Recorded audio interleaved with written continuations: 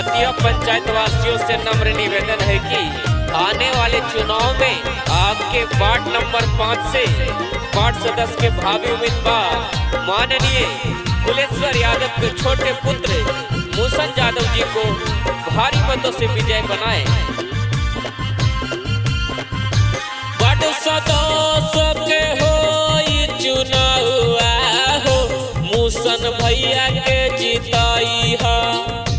Ward सदस्य के हो चुनाव हो मूसन भैया के जिताई है।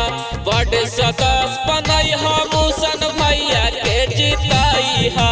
झांसा में न के करो तू आई हो मूसन भैया के जिताई है।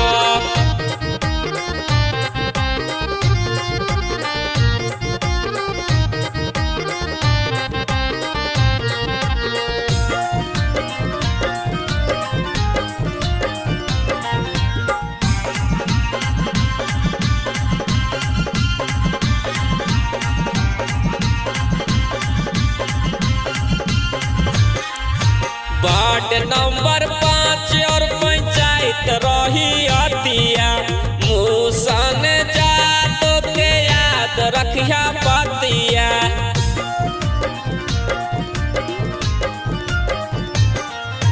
वार्ड नंबर 5 पंचायत रही अतिया मूसन भैया के याद रखिया बतिया।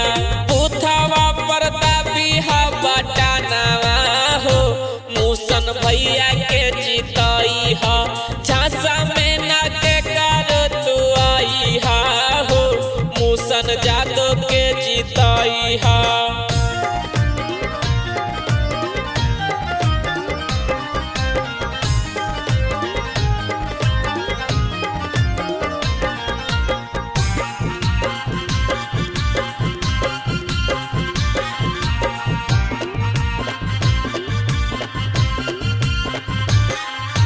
दादा दादी चाचा चाची रखी हाथे आनवा कुलेश्वर यादव के छोटा काला लानवा।